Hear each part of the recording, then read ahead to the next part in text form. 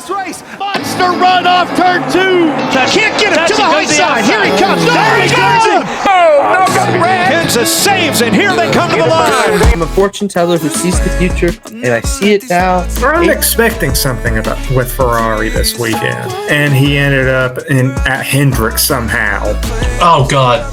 No, please. Oh, God. I don't like that thought. Driving to 5. I can see the goosebumps that just hit Jacob just now. Carson.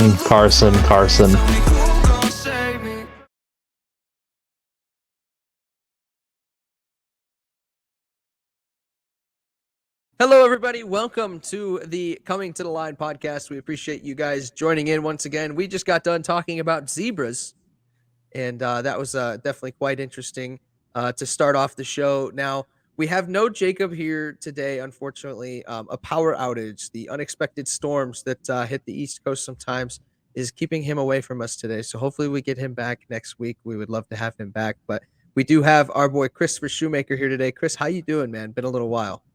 I'm doing all right. Yeah, it's too bad that we missed last weekend. But hey, that means more to talk about this weekend. Absolutely. We definitely life happens sometimes. We had I think all of us had some crazy weeks over the last couple of weeks. So happy to be back in the studio and recording once again. We'll go ahead and we'll jump right into things with our F1 segment here. Obviously, F1 on their summer break right now. Hope everyone's enjoying, getting a nice vacation. But we're going to go ahead and start off with Logan Sargent being on the hot seats. Now, we've talked about Logan Sargent multiple times before, whether or not that seat is hot. Chris, how hot is that seat going into the second half of the season? Probably as hot as a black car in Arizona. Which is pretty hot right now. Yeah. Mason, you would know that it's hot. Absolutely. It is 104 outside right now. But really, though, it's too bad because he's a rookie and he's not getting a legitimate shot. And he needed some more time in F2, which he wasn't bad in F2 at all. But, I mean, him being, in the hot seat after his first, how many races have they raced? 10? Yeah, like maybe 12. 10? Something like that. That's not fair. Maybe give him another year or half a year. Yeah, he's only raced 12 races so far this season. I mean, I think it's fair that, this seems like more of a conversation that we should be having next year. You know what I mean? But you can definitely see the concern. He's the only driver, I believe, on the grid that doesn't have a single point right now, which is concerning to say the least. But in the event that we don't see him back in that car next year, where does he go? Is he back down at F2? Where do you see him being? I think he comes back home. Yeah? I think he might come to IndyCar, go a similar route as Rossi. And Connor Daly, too. Remember, Connor Daly, a while back, he was in the talk to maybe, in a conversation to maybe get an F1 seat way back when. Mm-hmm. Could definitely. Do you think we would see Connor Daly come over at any time? No, not now. not after the way things have gone the last few years. I mean, I really like Connor, but he has had a lot of bad luck and not so great performances in IndyCar, and maybe that could be, you could blame the car a little bit about that, but he won't go to F1. But even if you put him in and say he replaced Logan, you're just repeating what happened last year. There's no you have to get somebody who takes over for Logan Sargent if Sargent's gone. Who's your top pick? Schumacher, and I think he's probably got enough experience that he's ready. Would you say? Yeah, oh yeah, he shouldn't have lost a seat in the first place. I think Gunther Steiner and Gene Haas, they really did him dirty. Right when you start liking Haas, they do something despicable. Like the last time they got Nikita Mazepin. Then before then, they were bad about getting pay drivers and kind of treating Roman Grosjean really poorly. So, perhaps when you start liking them, they do something despicable. Yeah. And so now there's going to be a golden opportunity for Schumacher to come right back in. And I think that do you think that the prospect of knowing Schumacher's there and they can bring Schumacher in, is that not helping Logan Sargent? If Schumacher wasn't there, would Sargent's leash be a little bit longer? Yeah, I think so because there were rumors that Toto Wolff was trying to kind of pressure the Williams management into getting Schumacher a race seat, which I would love to see, but at the same time, I don't want to see an American get a seat taken from him. So I have mixed feelings about that. Yeah, I mean, we haven't. If Sargent loses his seat, who's the next American to come through? It I'd might say be. probably Jack Crawford. Yeah. Would it be anytime soon? I'm not sure how old he is.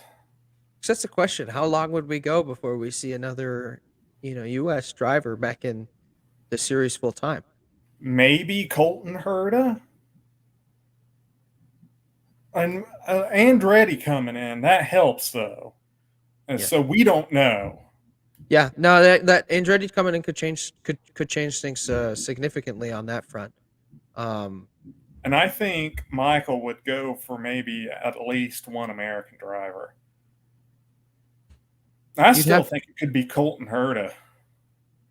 I think he'd be pretty successful. I think you'd have to give him definitely a little bit of time. I don't think he's going to jump in and slam away some podium finishes, but it's going to take him some time to adjust. But I think that's what's difficult about F1 is I think for any driver it takes time to adjust. I think we've seen multiple drivers who it takes a couple years before. All right, now they've hit their stride. I mean, we've seen a lot of almost every driver has to take a couple years to hit their stride, and I feel like you just have to give them time. So at that point, it just has to be how patient Andretti going to be, and if they can have enough patience with Herta, I think Herta can be something that's gives the. I think he can help the American fan base out a lot by being successful, but there has to be patience in that department as well. Yeah, and I think Michael Andretti knows Colton Herta because he already drives for him in IndyCar. So, I mean, it's not like you're getting some random kid out there that you don't really know much about. So, and he has talent. He's shown that. He's been compared to Max Verstappen without the current maturity of Max Verstappen. I'd say more like the 16-year-old Max Verstappen that we saw. Mm-hmm. But still, although I will say that he needs Brian there to help him be successful, because ever since they made that switch, putting Brian, I think it was with Kyle Kirkwood, that hasn't gone well for Colton. I think Colton's missed out on a lot of stuff without his daddy there helping him. Yeah, I think especially when, I mean, his dad's been there for, you have to have him there, I think, in order for him to be successful. I think you have to you have to give him every opportunity to be successful. And I think that's what's so difficult about the whole Logan Sargent thing. Cause it's like, has he had every opportunity to be successful? I don't necessarily think so. And with Colton Herta and his dad, that's not necessarily a bad thing. It's not saying like he's a daddy's boy, like Lance Stroll, for example. It's saying his dad is there to help him out, and because there's that obvious chemistry there, Yeah, it's a mentorship, and it just so happens that one of Colton Herta's mentors happens to be his father. There's nothing wrong with that. And an ex-driver, too. Mm-hmm. A fairly successful IndyCar driver. Yeah. I mean, I think it's fair enough to say. I think there's a lot of people that I think there's a lot of people that would agree with that. So, and I think we would be having the same conversation about Mick Schumacher, if Michael was still around. Oh yeah, because it's just, I mean, it's no different than when people have said, what would be different about Dale Earnhardt Jr.'s career if Dale Sr. was around. I mean, it's a very similar principle. It's a lot of what ifs, but Hurt is fortunate enough that he has that, and so I think that he's a They need to take advantage of that. absolutely. It's a rare thing to get these days. Now, moving on to our next little portion, the 2024 Miami Grand Prix will be ran during the day. How do you feel about that? When 2024, that's going to be at the same time, right? Same time of the year? I believe so. I think that's a dumb decision because it's hot in Florida this time of year. Like, really hot. I mean, I get that I wondered what those faces you were making were. I sneezed. You were just there like, I sneezed and yeah. but it's kind of really, I think that's a dumb thing to do. At least if they're going to have the Miami Grand Prix, I think it should be at the end of the season because November is when it starts cooling off and a little bit comfortable. Did you hear that thunder? I did hear that thunder. That was pretty Yeah. big. I wish we had that out here. But no, I agree with you. I think right now they've got Vegas slotted in November, and I think that because right now Miami will be in May, and then we've got Vegas in November, and I feel like we can spread this out a little bit more, like in the schedule. Like if you wanted to have space to where like you could bump Miami back, up a little bit more to March. You could bump it down, to November, bring Las Vegas up to March. But I think, and I've always said this, I just feel like the USA in Las Vegas, I feel like those two Grand Prix are just so close to each other. I mean, it's a 24 race season, and they're within 3 races of each other, around 19, around 22. I feel like we could move the USA Grand Prix over to like round 12, round 13, so there's a little bit more space there. But I also understand that at that portion of the season, they like being able to kind of come over to the Americas at that point, because then they went through Austin, Mexico City, they go to Brazil, Las Vegas. So they're basically just running through the Americas at that point. So I understand why they do it that way, because they're trying to have that more regionalization. Keep in mind, though, Texas that time of year is hot. Yeah, that's a good point. I mean, that's what's difficult. They go to 3 tracks where it is hot there, to say the least. So it makes it even, I forgot that Texas is just as hot. So that makes it definitely even more difficult. And they're already racing there in October. It won't be too bad there. Nah, that's about the time it cools down there.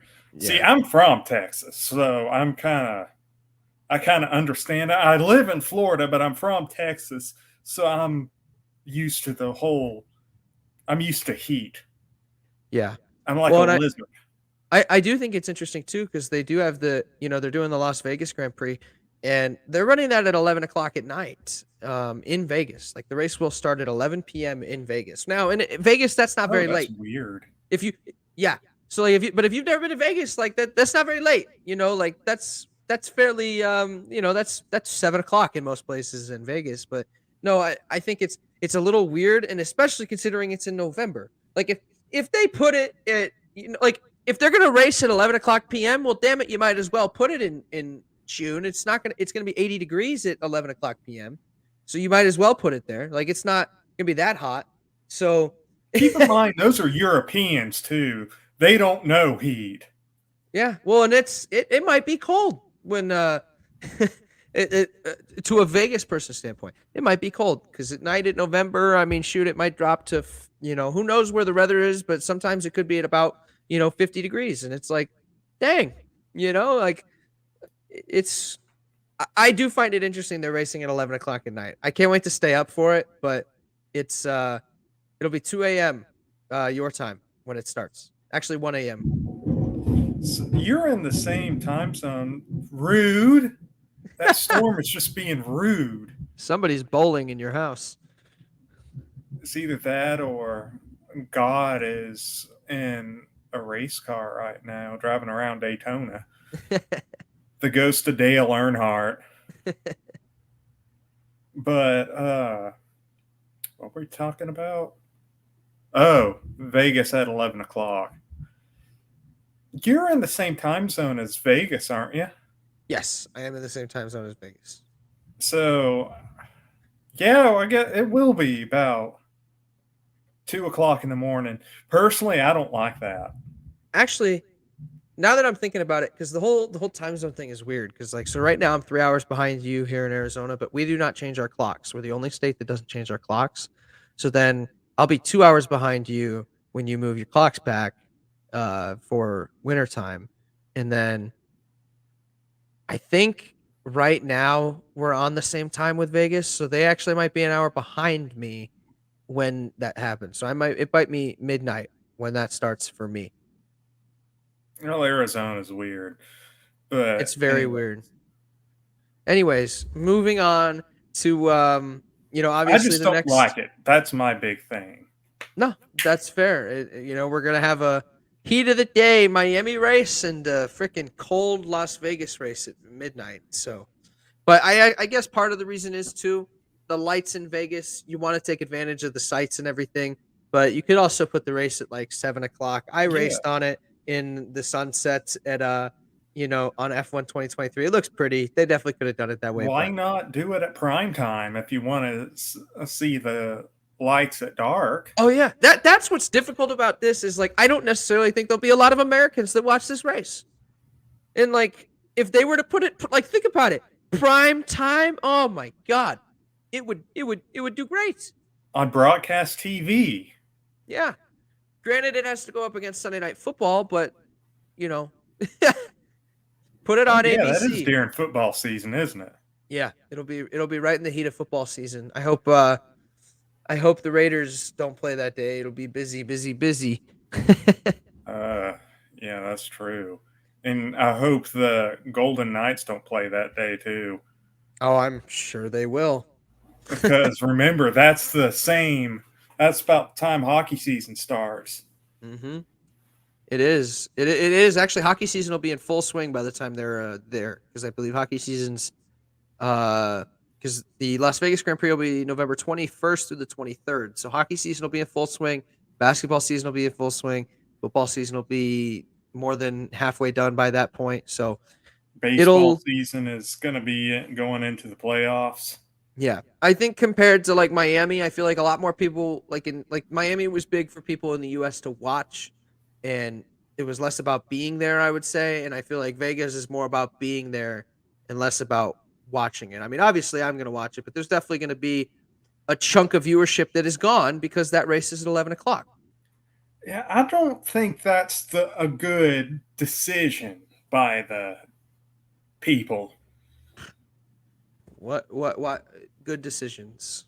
Wouldn't know nothing about them. Yeah, the FIA has made some poor decisions lately, to say the least.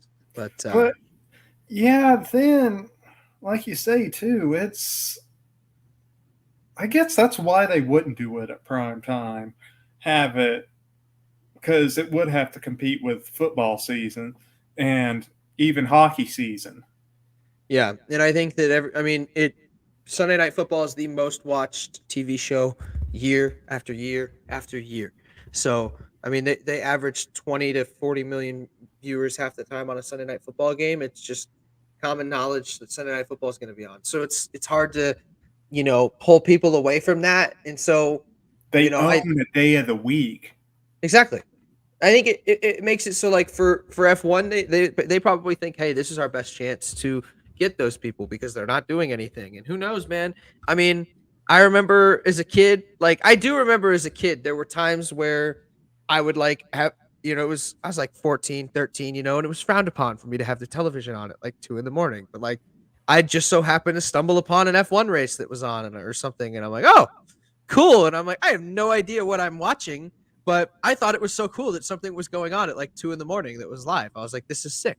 So like, who knows some people might just be laying in bed. They're like, what's on? And then they're like, oh shoot, like there's a a live event on. All right, like you never know, but hopefully Las Vegas can bring in enough fans from that outside I perspective. just had a crazy thought. What if they Oh. did it on Saturday? That would probably be even better. Thing is, I think with Saturday night. I guarantee you Vegas said no on Saturday because Saturday is already busy for them. And so not that it would be too busy, but they want some extra business on Sunday because everybody usually leaves on Sunday.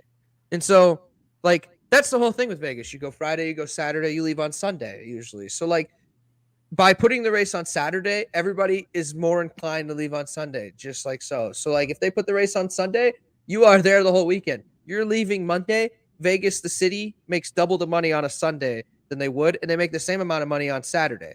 So That's true. rather than lose more money on Sunday to gain a little bit on Saturday, they keep the same amount on Saturday in order to double their amounts on Sunday. I think that might have an effect on it too.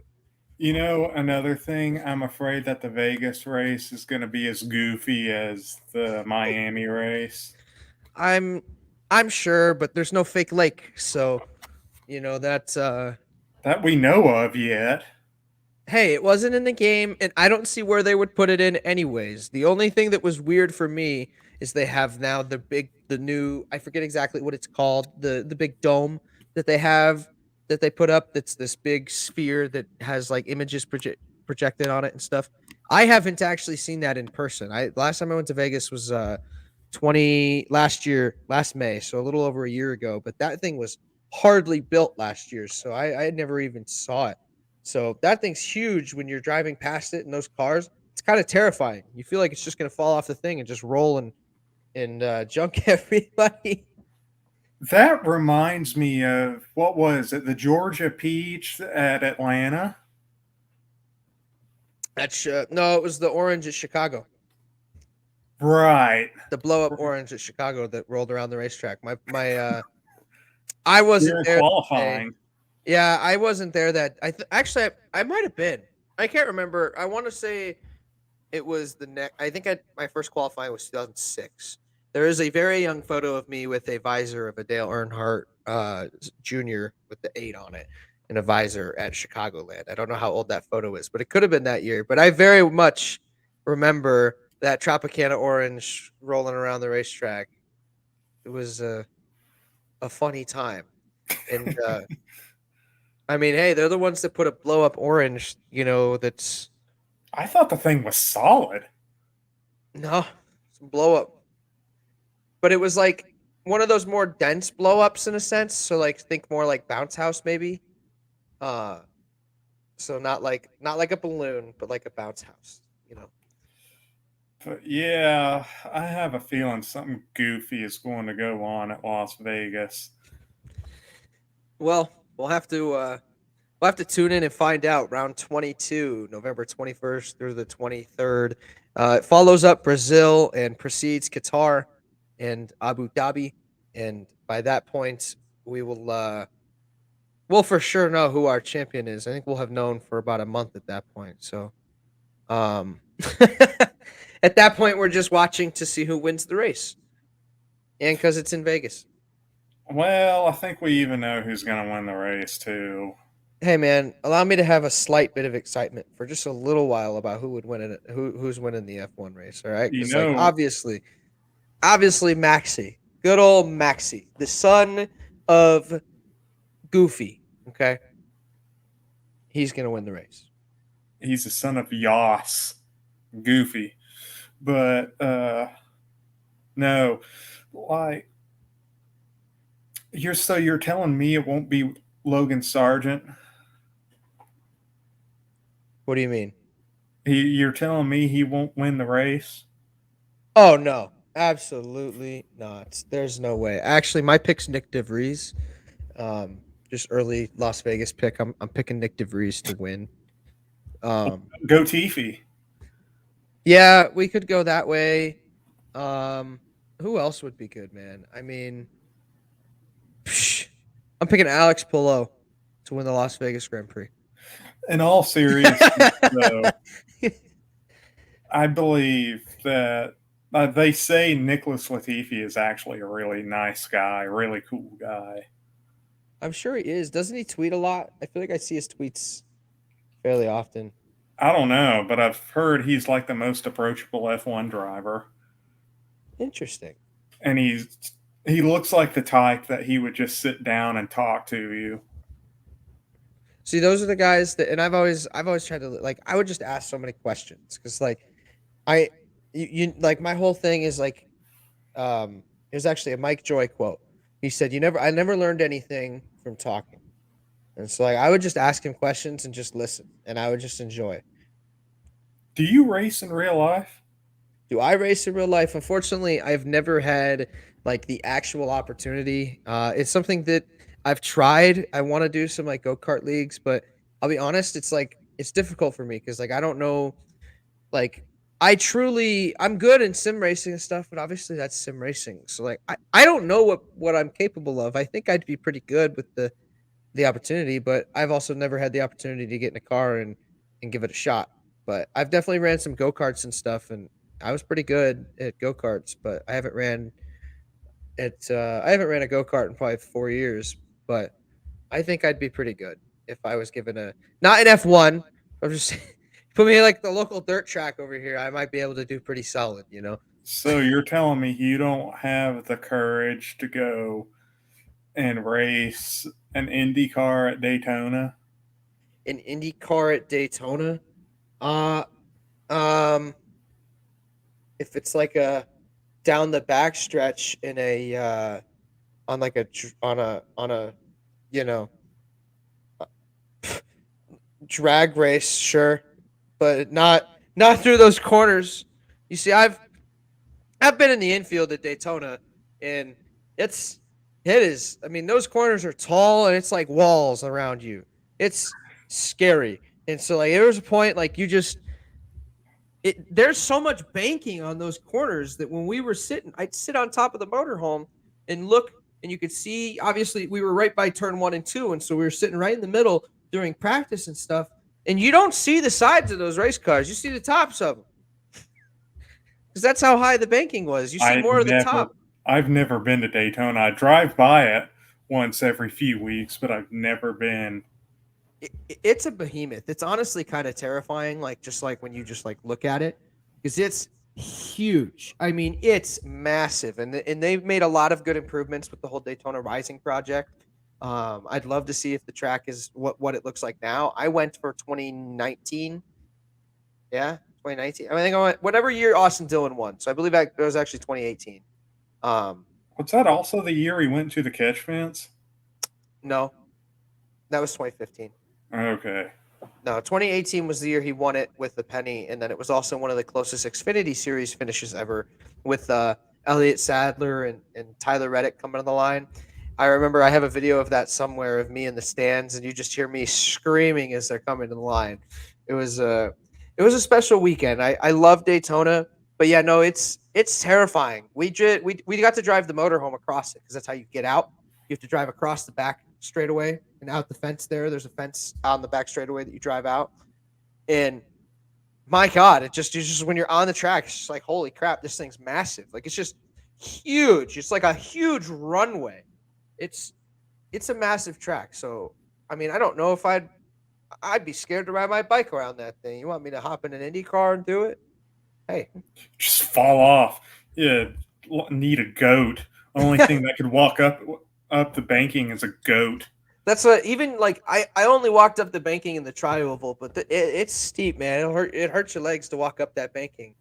But I'll say that I've always wanted to do the NASCAR, like the racing experience. My dad actually got to do it when I was a kid, like back in like 2000.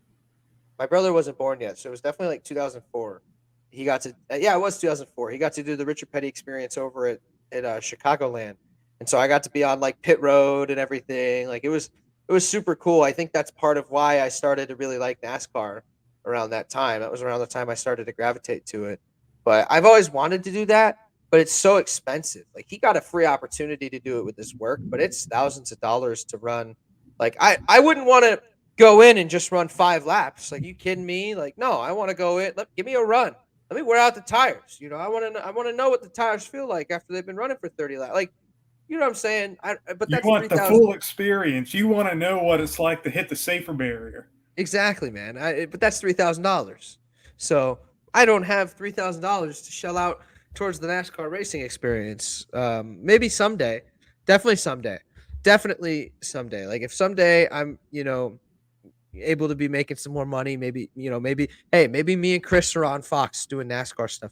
Who knows? But maybe we're making good money. I'm definitely doing the racing experience. It's something I will always want to do. I hope it's still around in the future when I can actually afford it and not financially cripple myself.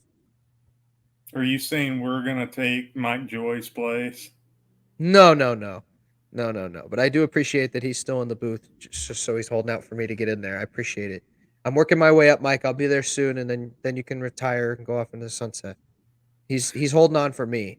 I'm just kidding. In all honesty, though, I hope Mike Joy is in there as long as possible. Absolutely. I am so thankful that he's in there still because of the fact that I'm going to be devastated when he's gone. It already hurts that there's no Larry Mack and DW in there, and I just think that last semblance of like my childhood with NASCAR is gone when Mike Joy's there. Like Mike Joy is the one guy that makes me feel like I don't want to say comfortable, but like he takes me back because like everything feels right. Correct. Everything. This is my first time. Like, obviously, there's some people like my dad. He's seen the sport turn over twice. This is my first time watching all of this happen. All of this turnover happen. I've never seen it before in any sport. I'm watching it in football as well. So I'm actively learning, and it's weird. It's interesting. But those last little remnants are always still there. But over time, that's always faded. And so now, like everything that I knew about, like NASCAR, DW, Larry Mack, ESPN, TNT, Tony Stewart, Dale Jr., Jeff Gordon, like all those guys are gone. And Mike Joy is like the last remaining figure. It's the same with Kyle Busch because Kyle Busch has always been there. Denny Hamlin's always been there. Kevin Harvick. So like that's why like I'm so happy Martin Truex Jr. is returning because please stay. Like they're giving me that last little bit because they were there when I was a kid. I mean, when I really first started watching NASCAR, Denny Hamlin was a rookie. Like I take pride in that. And I don't want to see him go because the day he's gone, I'm no longer a kid anymore. You know what I'm saying? Yeah, all those guys from my childhood, they're old men now. Like, I grew up watching Jeff Gordon, Bobby Labonte, Terry Labonte, Dale Sr. Who else? All of them. Kyle Petty. Yeah, no, that's fair. It's difficult, but hopefully we can get some more personalities in the sport. Something Chris highlighted in a recent article over on Backsports page. If you haven't checked it out. Hey everyone, thanks for watching this most recent edition of the Outside Line podcast. If you like what you heard, make sure to check us out on Spotify at The Outside Line. And if you liked Christopher, Jacob, and I's opinions, make sure to check us out on Backsports page for more articles and opinions about F1, NASCAR, and IndyCar. Thank you again for watching The Outside Line.